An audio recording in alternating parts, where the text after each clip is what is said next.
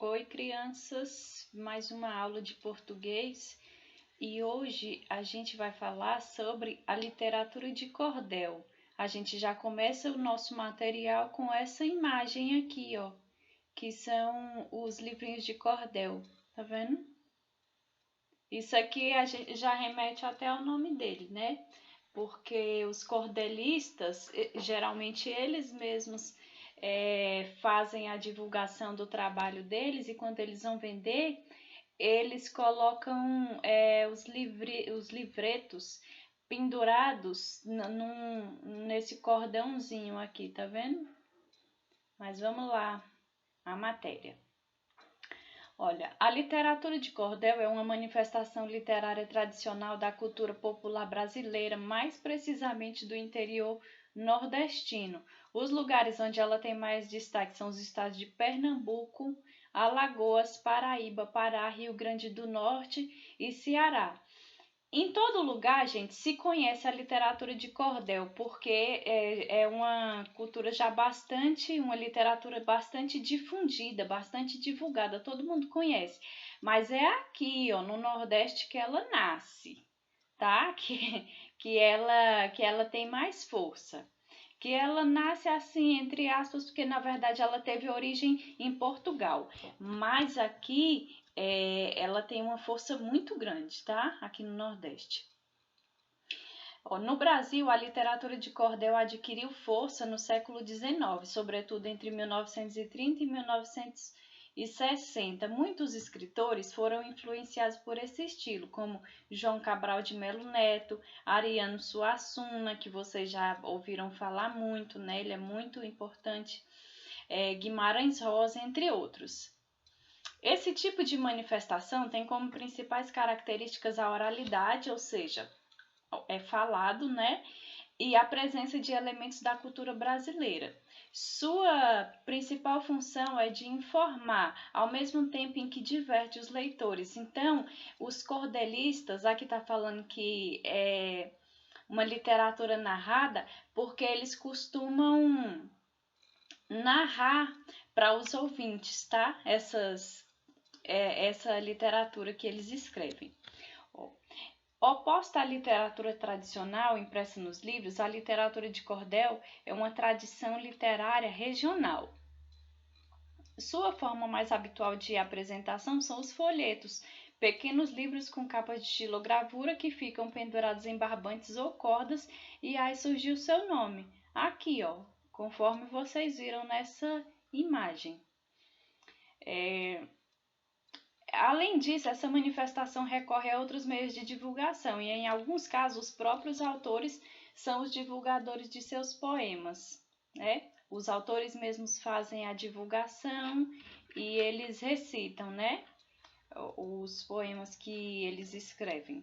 Em relação à linguagem e ao conteúdo, a literatura de cordel tem como principais características linguagem coloquial, que é uma linguagem informal, presença de humor, ironia, sarcasmo. O que é ironia? Sarcasmo é você falar uma coisa mas você quer passar a ideia contrária daquilo.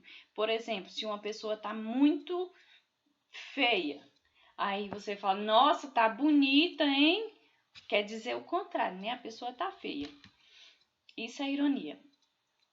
Quais são os temas? Diversos temas, folclore, temas religiosos, políticos, episódios históricos, realidade social, etc. Presença de rima, métrica e oralidade. Olha só, gente, eu escolhi aqui para o material de vocês um texto do Leandro Gomes de Barros. Por que eu escolhi o desse cara? Porque quem foi esse cara? Esse cara foi muito importante para a literatura de cordel. E, inclusive, o dia do cordelista é no dia 19 de novembro, que foi o dia do nascimento dele. Só que quando a gente for ler aqui, vocês vão perceber que algumas palavras estão escritas diferente de como a gente escreve hoje. Por quê? Porque isso aqui foi escrito antigamente. E a língua portuguesa, gente, ela evolui, ela muda. tá? Então, quando isso aqui foi escrito, algumas palavras tinham a escrita um pouquinho diferente do que a gente está acostumado hoje. O Leandro Gomes de Barros, ele nasceu na Paraíba, tá? Deixa eu olhar aqui, que eu não lembrava, 1865 e morreu em Recife em 1918. E a data de nascimento dele é essa mesma, 19 de novembro. Então, no dia 19 de novembro se comemora o Dia do Cordelista. Olha aqui, vamos ler. Estava um dia uma lagarta debaixo de um pé de fumo. Quando levantou a vista, viu um fiscal do consumo. Disse a lagarta consigo: eu hoje me desarrumo. O desarrumo aqui, Não, desculpa, o consumo com 2 M's, tá? Hoje em dia é só com um M. O fiscal perguntou logo: inseto, o que estás roendo? A lagarta perguntou-lhe: fiscal, que andas fazendo? Aperreando o comércio, tomando tudo e comendo. Disse o fiscal: para imposto, o governo me nomeia. A lagarta respondeu-lhe: você precisa é cadeia, para perder o costume de andar roubando de meia. Disse o fiscal: o governo não poderá se manter sem procurar o imposto de quem comprar e vender. Artista e agricultor pagam por justo dever. Então, gente, é um poema engraçado, porque tá falando, inclusive, foi escrito tão antigamente, mas é um tema atual, tá falando dos impostos que a gente paga, tá? Que o governo só quer, pegar o dinheiro do trabalhador através dos impostos, né? E aí a lagarta começa a conversar aqui com esse fiscal, começa a debater com ele, né, sobre o que ele anda fazendo, né? Porque ele só tá ali para pegar o que não é dele. Então, outra coisa que eu quero mostrar aqui para vocês. Vocês estão vendo essa estrutura aqui do poema? Olha só. É diferente de um texto corrido, né? De um texto, por exemplo, de uma receita, de uma historinha. Tá vendo? A estrutura dele é diferente. Tá vendo? Cada um desses bloquinhos aqui, gente, cada um desses bloquinhos aqui se chama estrofe, tá? Uma estrofe, outra estrofe, outra estrofe e outra estrofe. E cada estrofe é formada por versos. O que são versos? Cada linha dessa é um verso. Um verso, outro verso, outro verso, outro, outro, outro.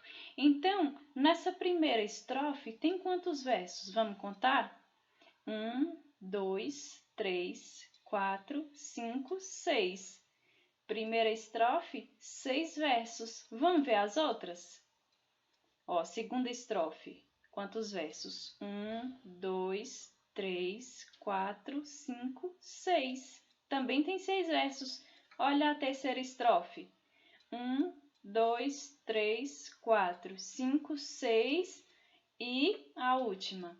1, 2, 3, 4, 5, 6 versos, tá? Então, cada uma dessas estrofes tem 6 versos. E outra coisa interessante, gente, o cordel, assim como uma grande parte dos poemas, ele rima, tá? Ele rima. O que é a rima? Olha só. Estava um dia a lagarta debaixo de um pé de fumo. Quando levantou a vista, viu um fiscal do consumo. Disse a lagarta consigo: eu hoje me desarrumo. Reparem o final dessas 3 palavras aqui, fumo, consumo, desarrumo, Humo, humo, humo. Estão vendo o finalzinho que é igual? Então, gente, isso é a rima. Só isso.